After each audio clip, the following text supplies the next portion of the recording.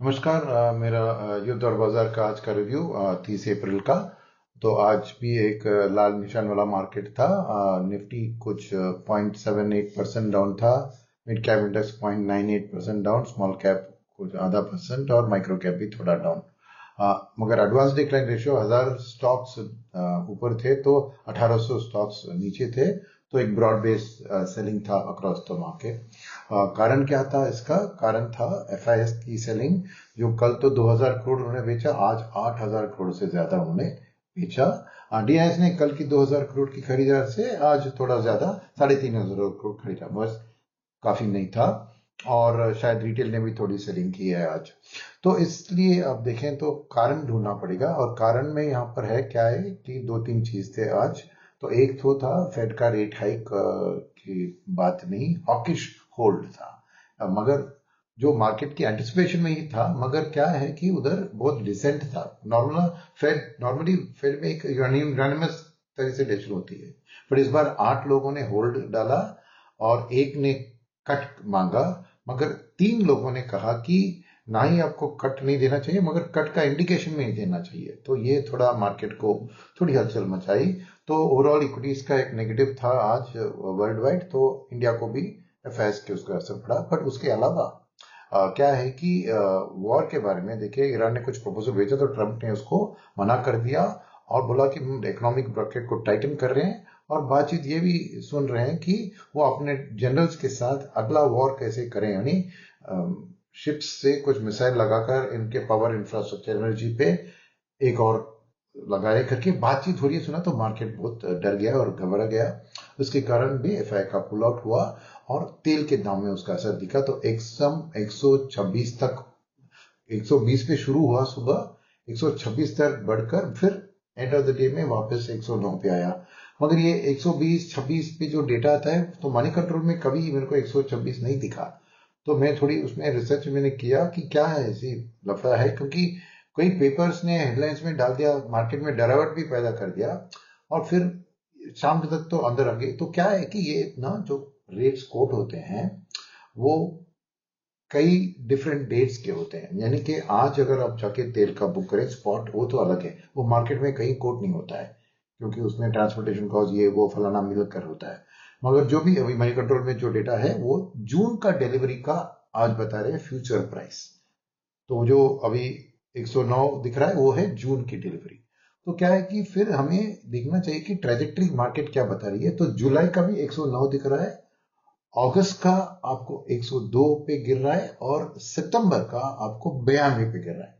यानी मार्केट की सोच है कि ये वॉर के कारण, ये हॉर्मुज स्ट्रेट की ब्लॉकेज के कारण ये 1 महीने 2 महीने के लिए रहेगा, उसके बाद एक ईजिंग हो जाएगा। ऑफ कोर्स 92 भी बहुत ज्यादा है इंडिया के लिए, मगर कल यही यूएई की डिसीजन की बात की ना, यूएई पे से निकल रहा है, तो मीडियम टर्म में उसकी सप्लाई आके शायद इसको और भी गिरा सकता है। मगर इमीडिएटली यूएई का भी तेल हॉर्मुज स्ट्रेट के जरिए जाता है, तो नेचुरली उसके आने की कोई संभावना ही है। इसलिए मगर ये जो आप देख रहे हैं कि रिएक्शन मार्केट में, उसको पूरी तरह समझिए कि ये कई बार अखबार में इसको थोड़ा पैनिक सिचुएशन सा बताकर कर दें तो रिटेल इन्वेस्टर भी डर जाते हैं, राइट। मेरा मनी कंट्रोल में मैंने सुबह से देखा, ये सुबह 115-16 तक गया था, फिर उसमें जून वाला कॉन्ट्रैक्ट में 109 की तरह है। तो यही बात है, मैं थोड़ा आपको साफ समझाना चाह रहा हूं। मगर 109 पे भी तेल का इम्पैक्ट इंडियन इकोनॉमी के ऊपर भारी होगा। और कई लोगों का मानना है कि ये पूरा इसका इम्पैक्ट क्या है, पूरा गणित अभी कर नहीं पा रहे हैं। क्योंकि एक तरफ है इकोनॉमी के ऊपर जो इम्पैक्ट है, अभी तेल का देखिए दाम पब्लिक में रिटेल में नहीं आया है, तो कौन ऑब्जॉर्व कर रहा है इतना कॉस्ट? अगर गवर्नमेंट ऑब्जॉर्व कर रही है तो फिस्कल डिफिसिट का क्या होगा, या फिर क्या ऑयल मार्केटिंग कंपनीज के ऊपर इसको लगा रहे वाले ऐसा लॉस, पता नहीं। तो ये सब अनसर्टेनिटी है शेयर मार्केट के लिए भी। तो इसलिए एफआईएस का इंडिया के और भी ज्यादा बेचना ये एक कारण है। क्योंकि कुछ ब्रोकरेज हाउसेस ने ऑलरेडी 3 से 4% हमारा ईपीएस को कटवा दिया है वॉर का इम्पैक्ट करके। बट वो सही तरह से नहीं कह सकते, बिकॉज मार्च में आई थी वॉर, तो मार्च का पूरा समझिए कि इस अर्निंग्स में दिखेगा। अभी अप्रैल में चालू है, अप्रैल तो खत्म हो गया, अभी मई में कितने तक तो चलेगा, उतना हद तक आपको ना ही इकोनॉमी बट आपको स्टॉक मार्केट की कंपनियों के ऊपर असर दिखे ना।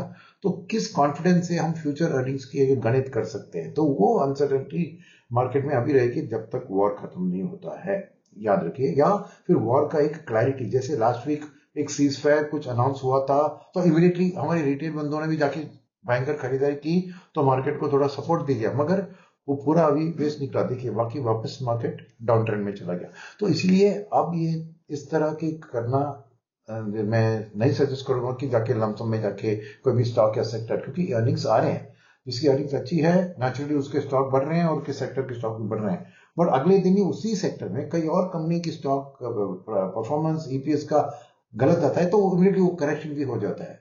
तो आज की सेक्टरल परफॉर्मेंस भी देखें तो क्या है, तो एक बात मैं आपको उसके पहले सेक्टरल परफॉर्मेंस से आने से पहले करेंसी की भी बात करना चाह रहा हूँ।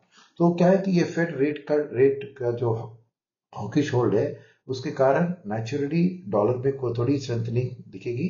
इंटरेस्ट रेट यूएस में 4.42 भी बढ़ गए तो एक मनी फ्लो शिफ्ट हो रहा है, तो ये हमारी करेंसी के लिए भी इंपैक्ट कर रहा है। तो कल 94.88 पे था, आज 95 को पार कर दिया मिडिल ऑफ द डे में और वापस फिर 94-91 पे एंड हुआ मेरे ख्याल में। मगर अभी 95 समझिए एक ना एक दिन हो जाएगा, मगर ये 95 ये शॉर्ट टर्म में होना उतना नहीं है एक एफआई के लिए। क्यों मैं बता रहा हूँ कि ये वॉर कितना टिकेगी उतना हद तक इंडिया को इंपैक्ट होगा। तो करेंसी का fiscal deficit, trade deficit, RBI के रिजर्व, ये सब को गणित करके आता है।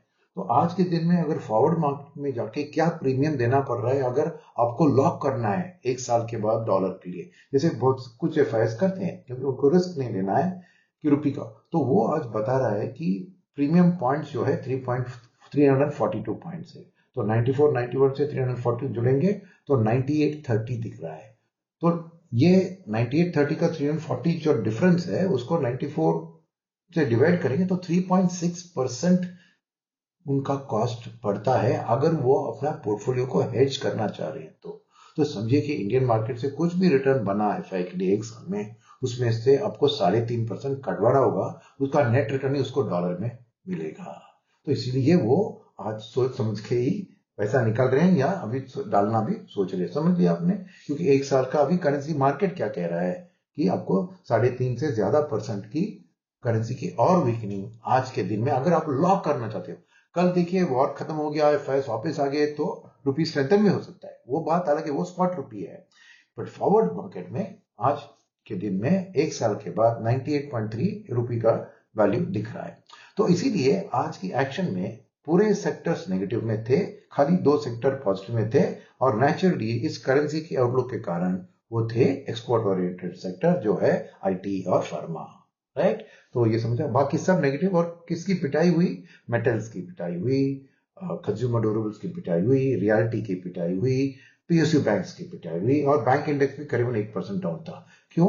क्योंकि ये फेड की हॉकिश होल्ड और करेंसी का इंपैक्ट क्या अगले आरबीआई पॉलिसी में रेट हाइक हो सकता है। इकोनॉमी में तो रेट हाइक ऑलरेडी हो रहा है बिकॉज बैंक्स ना उनका डिपॉजिट ग्रोथ कई गुना कम है कंपेयर टू लेंडिंग ग्रोथ, तो उनके लिए पैसा की कमी है, तो वो भी इंटरेस्ट को बढ़ाएंगे और लेंडिंग रेट्स को बढ़ाएंगे, तो ऑटोमेटिकली इकोनॉमी में तो रेट हाइक हो रहा है। मगर आरबीआई की तरफ से भी रेट हाइक हो गया तो वो इन बैंक्स और ये रेट सेंसिटिव सेक्टर जैसे और कंज्यूमर ड्यूरेबल, रियल एस्टेट और पीएसयू बैंक्स के लिए डेंजर है, इसलिए आज उनका करेक्शन भी ज्यादा होगा। तो मैं सलाह वही दे रहा हूं कि इस अनसर्टन माहौल में अगले दिन तो आज तो अगले दिन अभी 3 दिन का छुट्टी है मार्केट को, मंडे को ये, और 3 दिन में बहुत कुछ हो सकता है, इसलिए कोई मैं मंडे का भी एक एक्सपेक्टेशन नहीं पेश कर रहा हूं। मैं अपना वीकली रिव्यू जो करूंगा संडे नाइट मंडे मॉर्निंग तब इसके बारे में बातचीत करेंगे। मगर स्ट्रैटेजी आपकी वही रहना चाहिए कि वो स्टैगर्ड डाइवर्सिफाइड कोई भी सेक्टर स्टॉक, क्योंकि अर्निंग सीजन अभी चालू है और बाकी कुछ लास्ट वीक कुछ 200 कंपनी, इस हफ्ते कुछ 250 कंपनी, 500 कंपनी के अंदर ही अभी तक रिजल्ट आए हैं और बहुत बाकी है, तो इंतजार उसका भी करना है और आउटलुक उसके हिसाब से भी आगे पीछे होती रहेगी, वॉलेटाइल मार्केट ही रहेगा। तो स्टैगर्ड रही है, डाइवर्सिफाइड रही है। धन्यवाद। मेरी अगली अपडेट को इंतजार करें।